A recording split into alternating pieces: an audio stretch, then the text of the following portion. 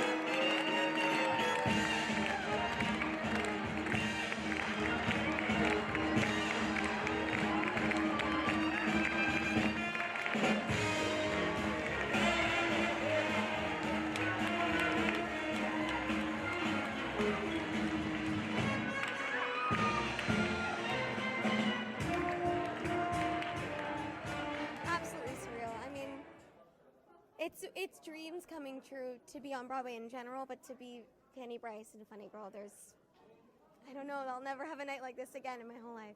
Yeah, because I know this is something you wanted from a very young age, the age of 3. The age of 3. I mean, what was it about Funny Girl when you were growing up? What was it? You know, I think it was her ambition. She's so unapologetic and she demands space, and that energy is so infectious. And Fanny herself, she broke so many glass ceilings, and she was such a remarkable trailblazer. But I think even as a little being, I just couldn't believe how unapologetic and just ferocious she was in her want to be on stage and to make people laugh and to sing. And that's, even from this big, was all I wanted to do too. When you took your bow tonight back on Broadway, what were you thinking? Verklempt. I was gone. I could not. It's in a state of shock. It was surreal. And we have so many Broadway debuts in the company. To watch them take their first, opening night, Broadway, I remember that feeling so distinctly from Hello Dolly. And to get to witness them is just the greatest gift. To finally open Funny Girl on Broadway, again, we've spoken before. We knew that Funny Girl wasn't something that was on my radar. I didn't grow up with it. To know what this has become over the preview period, to finally have it open on Broadway, the excitement, the adoration from the audience, like they're loving it, and it's a pure joy. I'm so grateful for it. I love being part of the Broadway community and opening this show, which has been a favorite of mine since I was a little girl.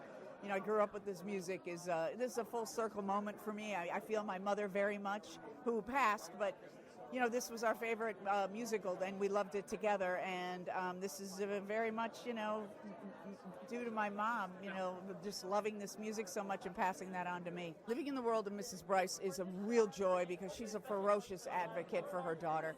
She loves her daughter with a passion that we all deserve.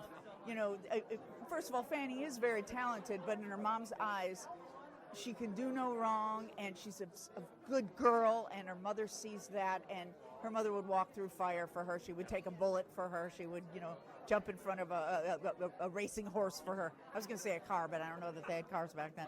I feel amazing. It's so good to, after all the previews that we've had, it's so good to get in front of an opening audience and just express and give them our version of Funny Girl. What's made this so special for you? Hasn't been seen on Broadway since 1964. What's made it so special for you?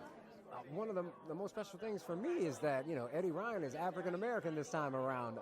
When I got the opportunity to audition, I knew that. I was like, wait a minute. I was like, in the movie, Eddie was, was definitely not African-American, and I didn't think twice about it. I was like, yeah, I feel like I could do that and bring something very great to the role while still respecting the traditional mindset of what the role was. And, for me, that's just bringing the history of what New York was in the early 1900s from a tap dancer's perspective and from a young budding choreographer's perspective, and just being truthful with that. And, Michael Mayer was really, really flexible and just let me explore those instincts in the room, and that's kind of like what I live through every day in a different way every show. When you took your bow tonight, do you remember what you were thinking? I just was thinking about how hard the pandemic was, and about how I really didn't think I was going to be an actor anymore, and how surprised I am at what happened instead. I was thinking I couldn't believe on some level I felt the honor of that standing on stage with David Zinn, Susan Hilferty, Kevin Adams, Michael Mayer, artists of such tremendous standards that I feel so grateful, and I thought, well, you're doing okay, kid. I couldn't believe I was part of this company.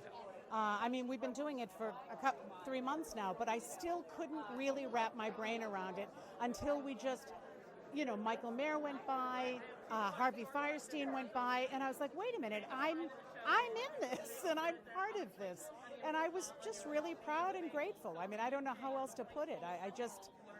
Who knew that after all this time at my age, I could be back on Broadway? Just what a gift, what a complete gift to the world at a time when it needs it. Something beautiful, but genuine. There's nothing cheap in this. It's fun, it's great, but it's real people. And Michael, the director, just so focused on the fact that these people are all real. We know them as show people. Oh my gosh. I thought my mother's here, my mother gets to see this, and my husband's here, my sister's here. I can't believe I'm standing here. I'm so happy.